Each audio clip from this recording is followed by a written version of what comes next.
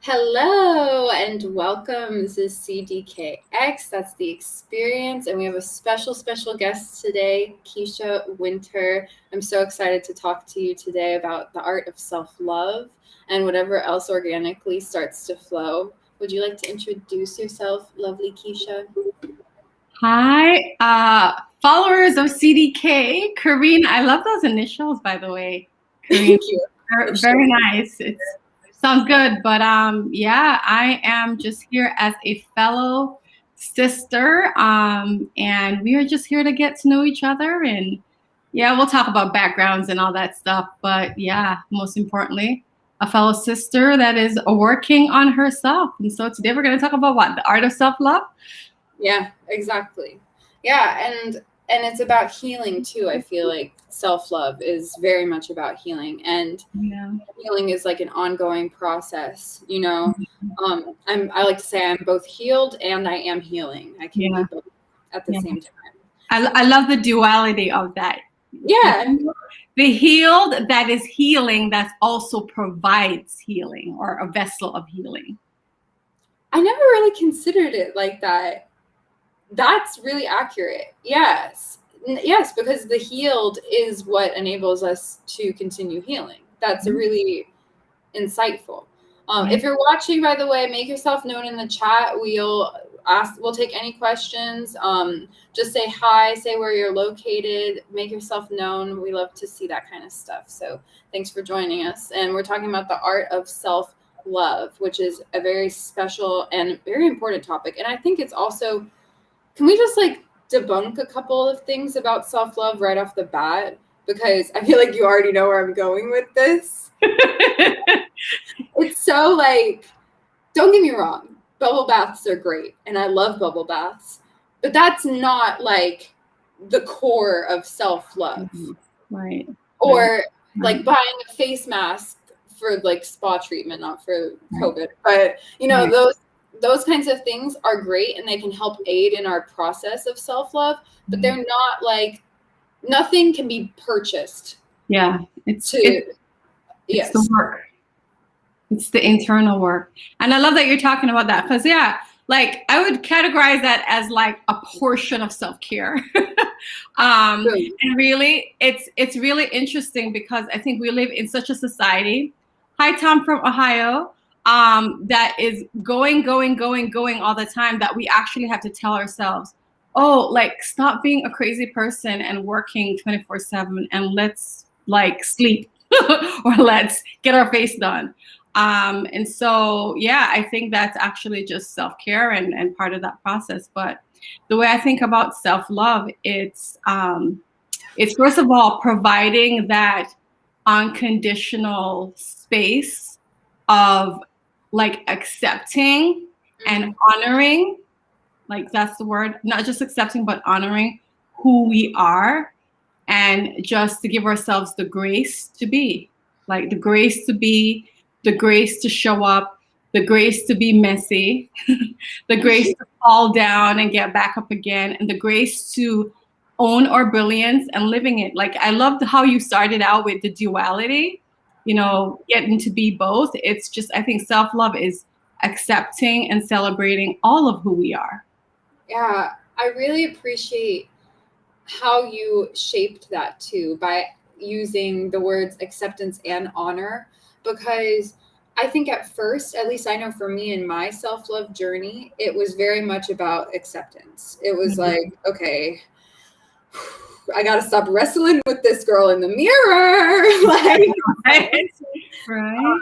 And so it became about acceptance, but now it's really like honor, just like really about appreciation. And now I don't wrestle with that girl in the mirror. I see this woman in the mirror and I give little kisses, and I'm just like, I like you, you know, and I'm like having that kind of conversation. And it's just like really important to recognize that honor aspect, because it's about, we have to accept, because acceptance is the art of the let go, which I talked about in a few other lives actually, like surrender. And just like literal ugly surrender, like, dear God, please show me the way. kind of stuff.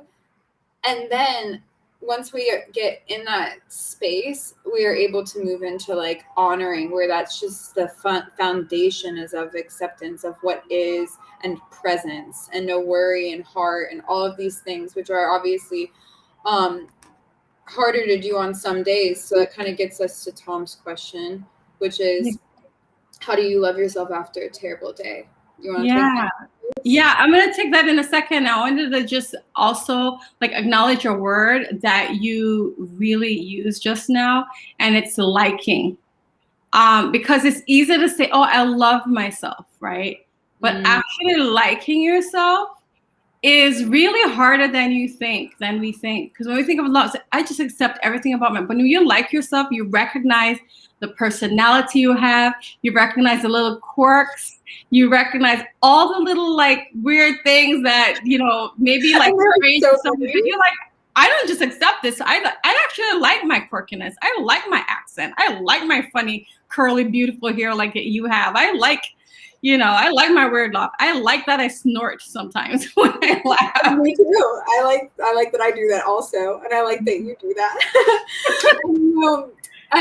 That is so true, and I have come to really like and love the little things about me. I say to myself, like, damn, I'm my own best friend.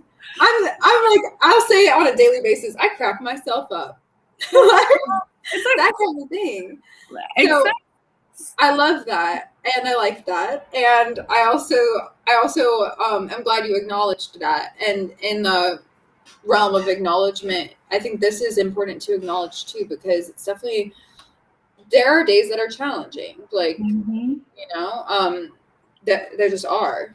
So even what Tom was saying, like about this terrible day, right? Like, and it's an interesting, and Tom, I think it's a really good question. However, it implies that you know, there's conditions put on the terrible day, right?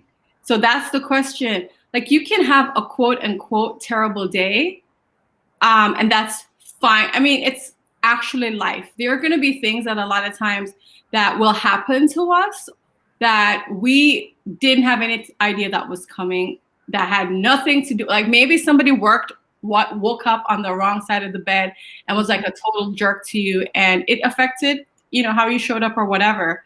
But it doesn't mean that there was anything wrong with you. It doesn't mean you did anything wrong.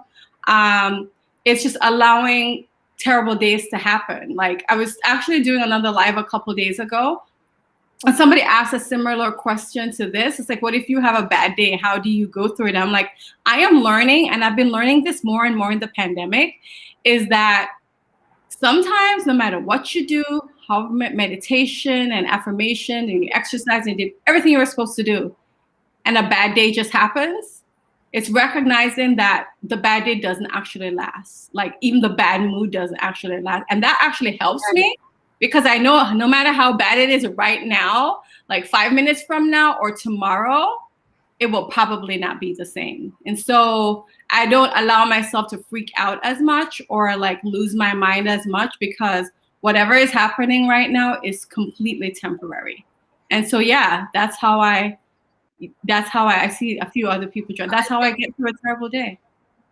That's wonderful. I wanna jump on what you said. And hello, Bill, and hello, Dave. Thank you for joining us. Tom had asked us this valuable question of how do you love yourself after a terrible day? And Kisha just gave an amazing answer, which I'm going to sort of reiterate a couple of things that you touched on. And the first thing was conditions. So when we're talking about loving ourselves, we're talking about unconditional love. So it doesn't matter. Like, a good day, a bad day, a good moment, a bad moment, it's irrelevant. Like, unconditional love means I don't care what happens, I got you. You're talking to yourself in that scenario. Yeah. And so, how do I love myself after a terrible day? Love, the operative word. It doesn't matter the scenario. How do you love? I just do. You just do. We all just can, because of that word's meaning and its reality. Love is another, like we said, it gets kind of tossed around, you know? And so that's one part of what you said that I wanted to touch on. And then the other part is that what even is a terrible day? Because, and what even is a day? Are we talking about the 24-hour cycle? Or are we talking about from the moment we wake up to fall asleep? Are we talking about the time that there's only sun up? Because what is a day, really? Like, really, life is just the present moment. The past and the future don't actually really exist. And that takes to a whole other level where it's like, oh, here she goes. She's breaking the quantum again. She's bringing it to the meta. And it's like, yeah, I'm an artist. That's what I do professionally. But it's true. Like, living moment to moment enables us to recognize that. And some, don't get me wrong, there are some days where every single moment is a challenge. Yeah. We can just stay in that presence. And I want to say this because I am very, I'm in the personal development space. I came from a corporate background. And because I spend a lot of time in this, I don't want to say self-help, but personal human development space, I think I get super positive. To the point of it actually being toxic positivity. And so I want to be like, that's not what we're talking about. I recognize that right now it has been a challenging year for many people. We've lost loved ones. I've had situations where I've felt not, I wouldn't say medically anxious, but I've had experiences with anxiety, even though I meditate, even though I have a positive mindset. And so first of all, I want to say that's okay. It's the part of self-love is allowing yourself to go through cycles and rhythms. It's part of humanity, and it's accepting that and loving that. So that's the first thing I want to do. Say the second thing I want to say is back to this point about the fact that our brain, you were talking about, you're an artist, and I love the duality of artistry and then there's science, right? And there's a neuroscientist that I follow. He's just amazing. His name is Rick Hansen. And he talks about the brain having a negativity bias, which means because our brain is job to keep us alive, what we notice is the bad things that happen. So we're looking for the bad thing because we're in survival mode. I want to survive. We're primal beings. So we're like, so we're scanning the environment. So, oh my God, let me avoid danger. So then we are looking for danger. On the flip side, when positive things happen to us, whether or not it's something as simple as, oh my God, the universe coordinated this and it's the middle of a snowstorm and I got a parking spot or right into the entrance of the supermarket. I didn't have to walk across the park. But we will miss those little things. And so when we develop a practice of noticing the good, it's like if you're not trying to be positive and make things up. What you're actually doing is you're recognizing, because the brain automatically goes to negative, you're looking for the little tiny miracles that are happening in your life, even if it's just an empty parking lot. And then when you notice it, you bring it in and you sit with it for a few minutes, because what happens is that miracles, little tiny miracles, little good is coming to us every single day, and we go, and we miss it. But then we spend our time taking in and focusing on the bad. And so for me, that causes it to last longer. Yeah, the negative feeling. Absolutely. And even in positive psychology, we know in terms of remarks, it could take 5 positive remarks to counteract 1 negative one. That's the way our brains work. And it's funny, but it just is the way it is. And that's about our affect. And the thing about it is that we could have a positive or negative affect, but we aren't bound to that. We can develop ourselves and work toward being on a base level more positive. But there is such a thing, like you said, as toxic positivity. And it's important to talk about that, because I'm not going to be out there advocating to be positive all of the time. What I am going to advocate is be real. Does it hurt? Say that. Feel the pain. It's okay to feel pain. It's actually really healthy to feel fear so that we rise above it, so that we can work beyond it. And what's not cool is to be like, I'm not scared, I'm not sad, I'm not this. You're totally denying yourself if you're using those words. You know? And it makes it worse. It actually, there's like, it totally makes it worse, because what happens is one of the worst ways, the actual worst way to try to deal with stress or tough times, which most of us do this, is ignore it. In other words, to suppress it. But whatever you suppress and you don't address, it actually grows and gets bigger and worse. Yeah. But when we allow ourselves to recognize with it, like sit with it, I'm feeling, shame, I'm feeling pain, I'm having a bad day, then we actually clear ourselves energetically, and we acknowledge it, it sits with us for a minute, and then eventually it moves through us. But whenever we try to suppress it, it just remains longer. And so it becomes counterproductive. So one of the number one things we could do is just to acknowledge it. Acknowledging it is like at least 60% of healing or moving on from it. And adding the acknowledgement into our practice. And I love what you just touched on, because what you just said was so deep. And I want to really like hone in on that, because what you said was energetically, it can move through us. That is the chakra system. Like that is also science. Like it is both Eastern philosophy and science, and both are valid. First of all, Eastern philosophy is like more valid a lot of the times than science. You're like my soul sister right now, but anyway, keep going.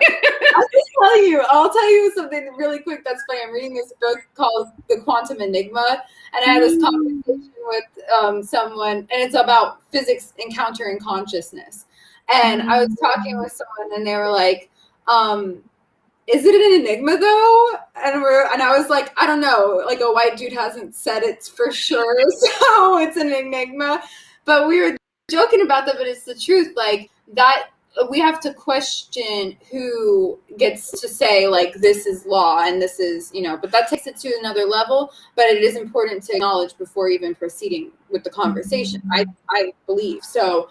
That being said, energetically, like we can move feeling and scientifically we can move wavelengths and force and power throughout our body and up and out. And incorporating that into the practice, we can say the time that this happened, I felt this. Yeah. And by keeping that as an intention and moving energy up and out of the body, we can physically release pain. We can physically release it. Trauma. Honestly, and I'm seeing like Tom is saying, or so right, lying to ourselves, and this last 10 minutes made a difference. I'm glad to hear that in his outlook. Then James Patron says, be the change you want to see in others. Yeah. I love how you explained that, the enigma part of it as well. Ridiculous. But I will clarify, they are talking about something specific in quantum physics, but just as a whole, I think that it's funny. Like the way that what they're talking about is very much still an enigma. I just believe that if we like stopped for a second racing to find the answers and just sort of looked back at the teachings that we know, because the things that are theorized, like everything Einstein theorized, he had no idea how to prove it. It just has happened to be true. And we love as human beings, I think, because we are made to be creators, right? Like, so I think we feel uncomfortable when we're not in control. And look, we have control over a lot of things, but there are certain things that we do. It's like that serenity praise, give me the grace to accept the things that I cannot control. And I've always... What was the other one? The things I cannot control.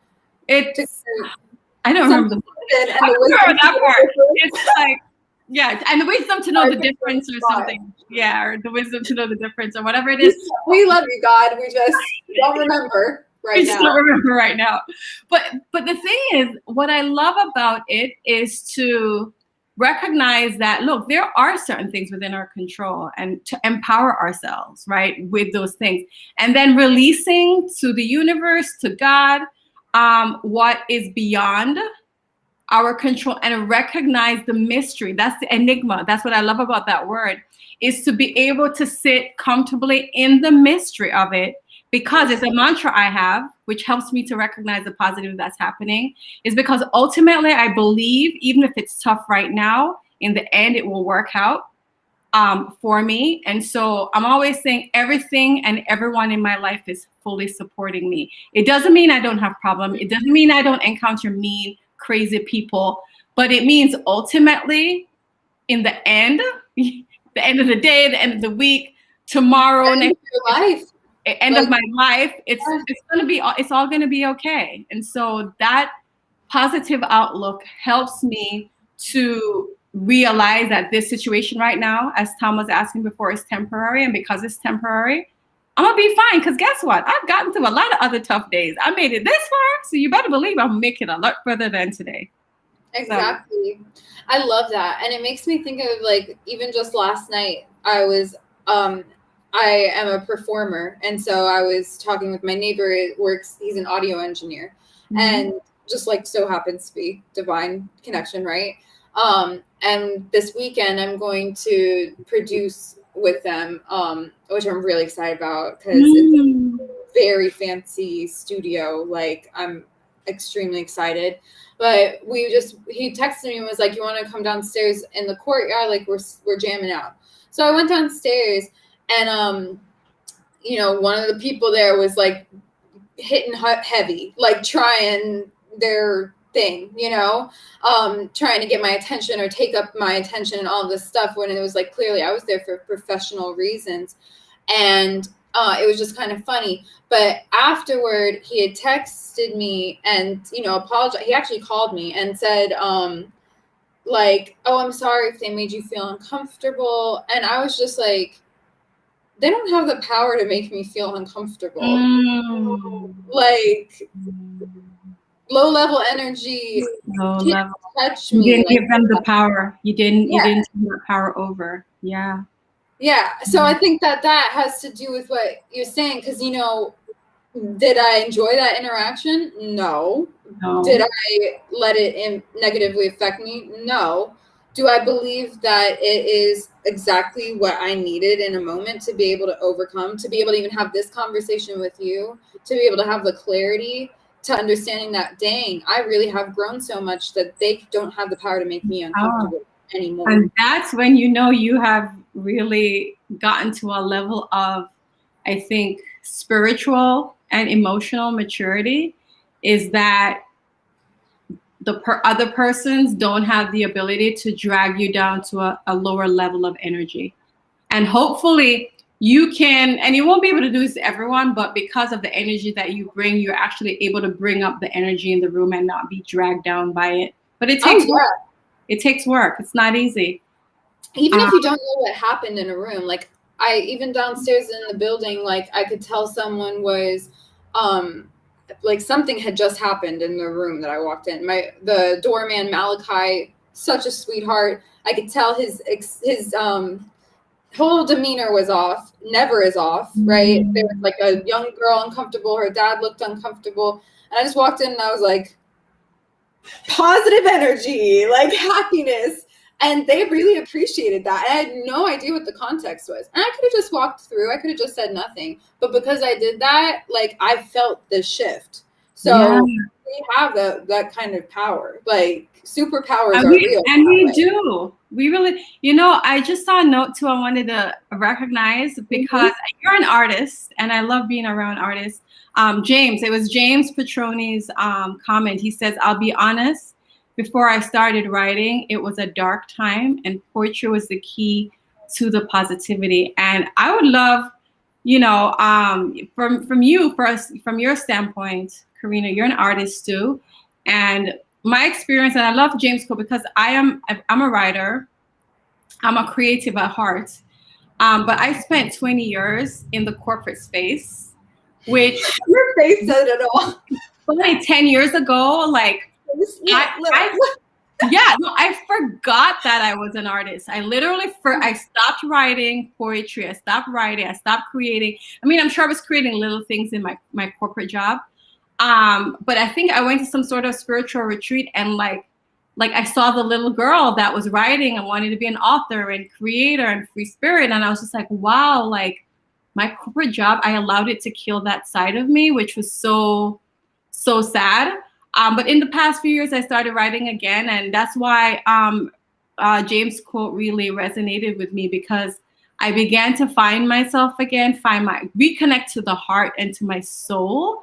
And so I would love to like hear from you. And I think that's one of the reasons I was like really attracted to you in our group with Shanae, is because I see that free spirit and you're living in it, and it's just liberating and beautiful. So first of all, I want to acknowledge that.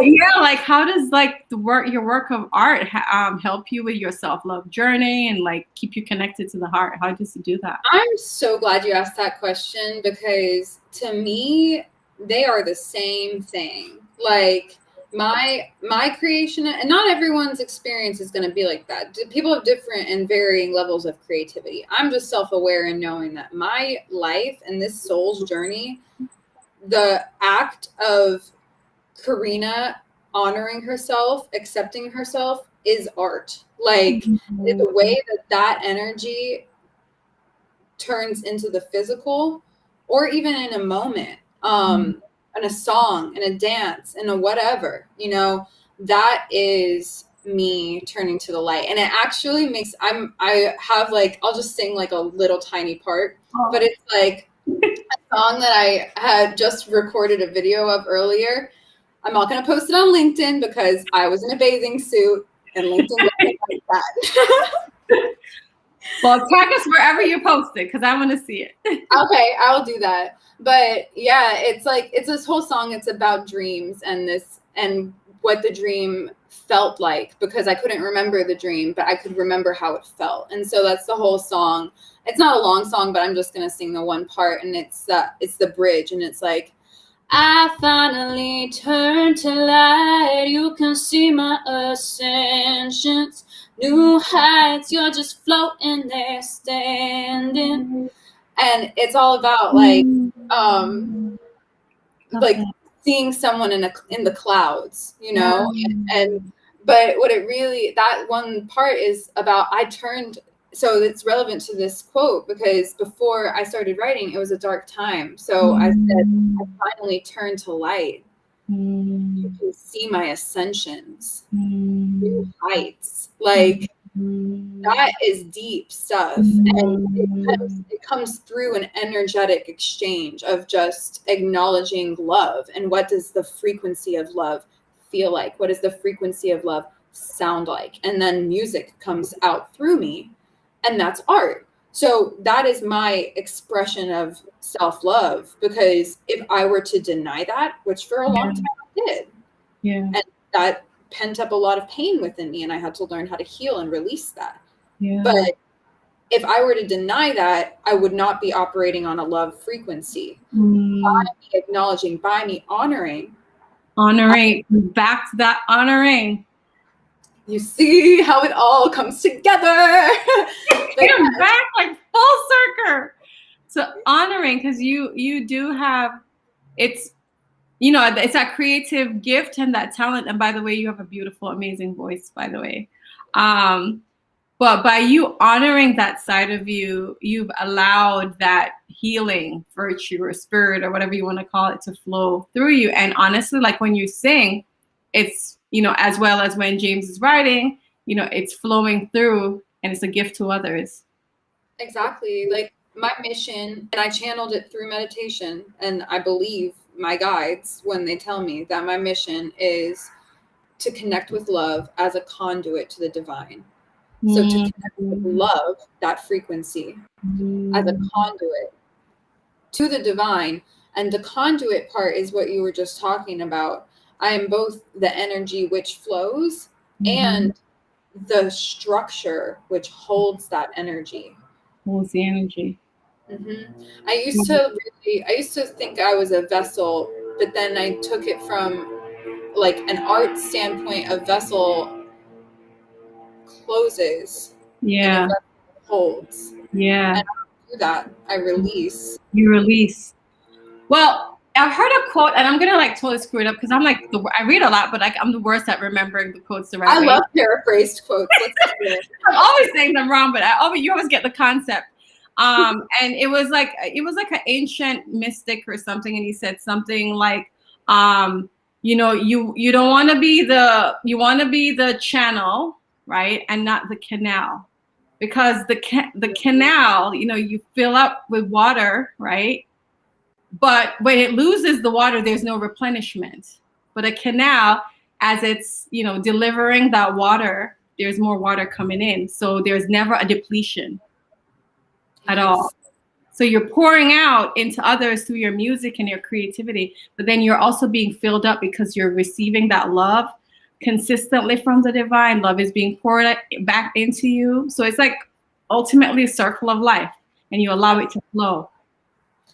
Absolutely. And I see that for you too, you know, because in the same light, you are serving others in coaching. You are sitting down with people, you are giving of yourself, you are giving energy, but you're also receiving, because that's part of your legacy. Everything that they move forward to do out into the world, whatever they put forth, it comes right back to you, because it's like building inertia.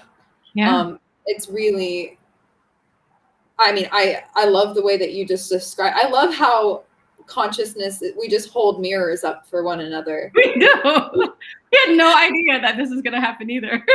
Yeah, I mean, we can't plan those kinds of conversations. But then once we recognize that, like, oh, this person operates on this frequency, this conversation, I don't know where it's going to go, but it's going to go somewhere like that. Exactly. I had a feeling about that too, and like, just wow. I mean, I'm really glad that we decided to sit down and have this conversation. Yeah, I didn't overthink it, because I was just like, well, I don't even know what we're gonna. I was just like, well, I'm just gonna trust, because I love your energy, and it's gonna be fine. Before we go, James said something else. Okay, I first would suggest Carina listen to the song "Ring of Fire" by the one and only Johnny Cash. Oh, that's one of my, I can tell you, I was on the swing set and the seesaw learning to sing that song. Okay. I fell into a burning ring of fire. I went down, down, down, but the flames, they went higher, and it burns. I can't go that low. Burns, burns, burns, the ring of fire. That I have such like a country twang, and I try to deny it, but it's the truth. I don't know the song, but I'm 110% sure, because my dad is a serious Johnny Cash and just country and all that fan. I'm pretty sure I've heard him playing it. I was just like, having flashbacks to my childhood. Happens. I say stuff, and I'm like, ain't y'all gonna? And I'm like, no. Now I'm gonna listen to it, and then I'm gonna quote it to my dad, and he's gonna be like, "What happened to you?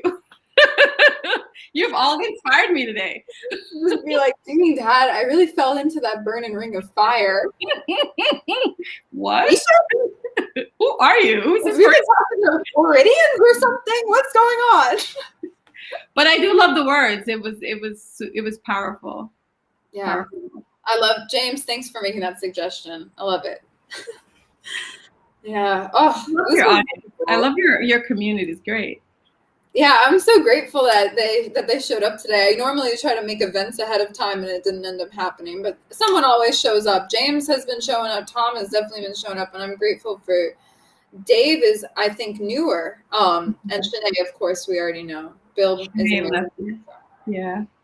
Thanks for showing up, Shanae, too. Yeah, I noticed her earlier. Awesome. Wonderful. Well, let's put it on the screen, and we'll take a screenshot of it. And we have evidence that Shanae showed up in our community. Evidence. We got the receipts. Alrighty. I'm good. Are you good? I am complete. This was a really, really great conversation. And you have inspired me. I think I am actually going to go sit down and journal and write after this.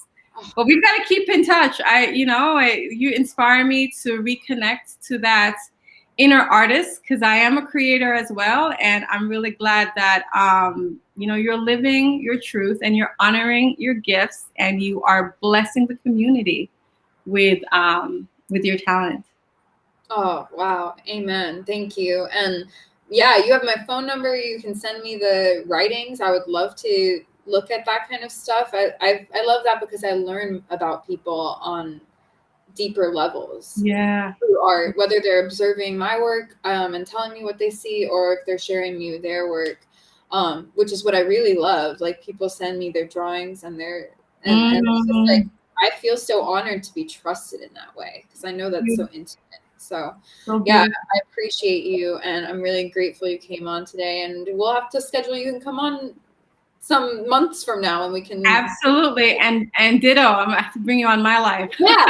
Got it. All right. Thank you for tuning in. We love you, and we hope you love yourself and that you're having a beautiful day.